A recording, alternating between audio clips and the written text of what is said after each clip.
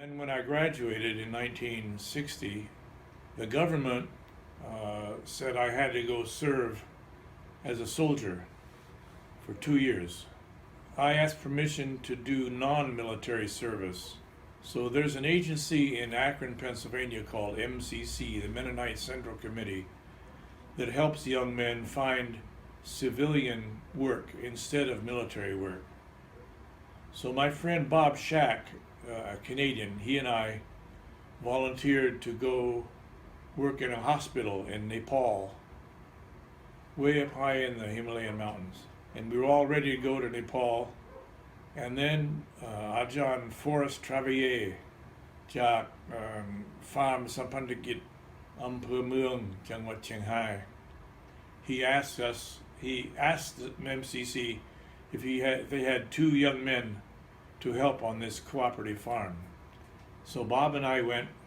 He was very good at mechanics, and then I worked in the school. I taught music, I taught English, and I taught basketball. So we were there for 3 years. Went back to the United States in 1963. I went to work on a master's degree in music. This was in New York City, and our school was next to Columbia University that had an ethnomusicology class. So I took this class, so I learned some methods, and I learned what the scope of ethnomusicology is. And then my wife and I and 2 young girls, we traveled to California for 2 months. And I went to UCLA to learn from Dr. David Morton. He had just finished his thesis, his doctoral thesis on Central Thai music. So we got to Chiang Mai, and I became the teacher at TTS, Thailand Theological Seminary. And I taught singing, I taught organ, piano.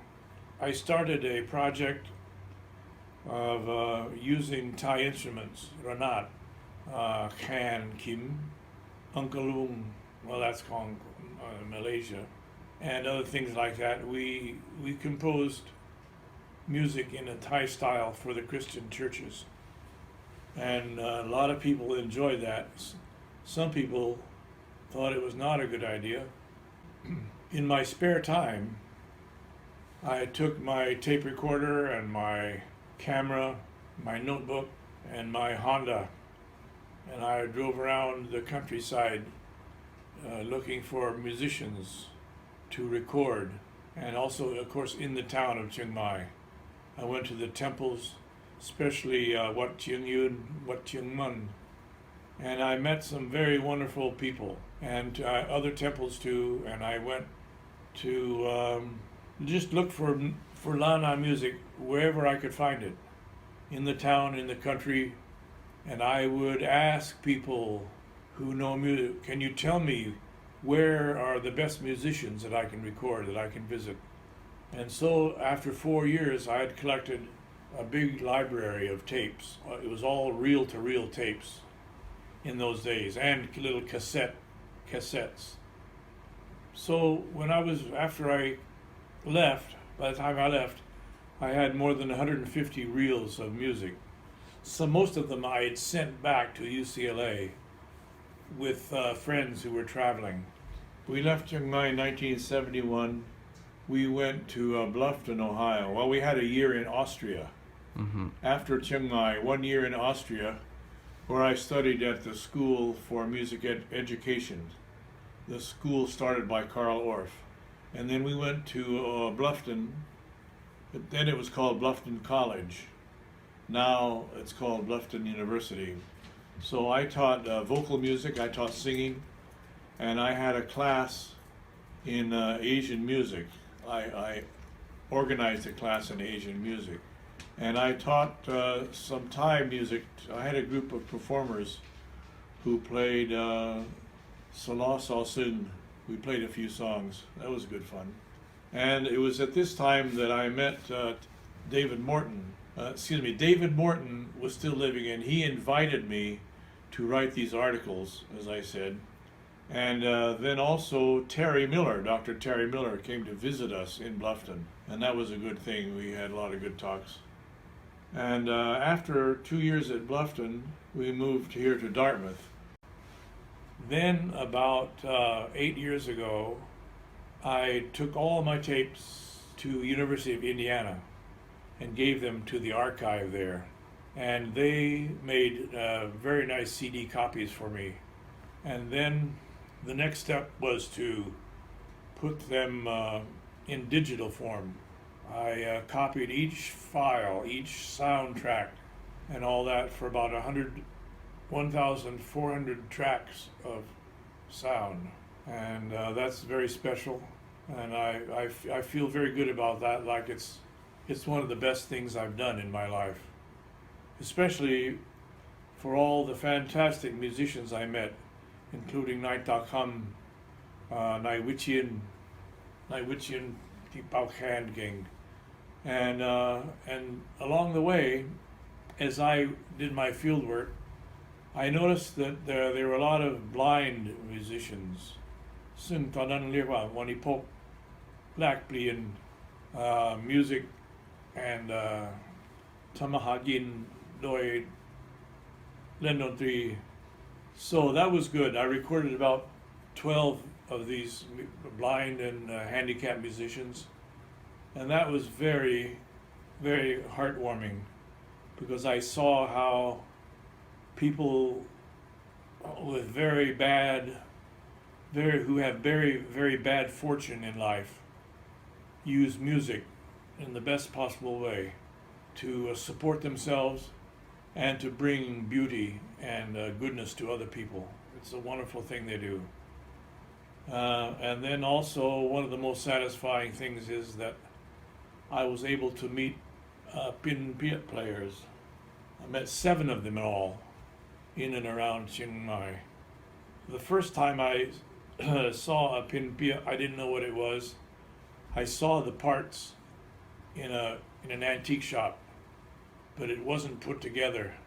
Mi hua, mi lao, mi kan all tang hak. So, and the owner of the shop didn't know what it was.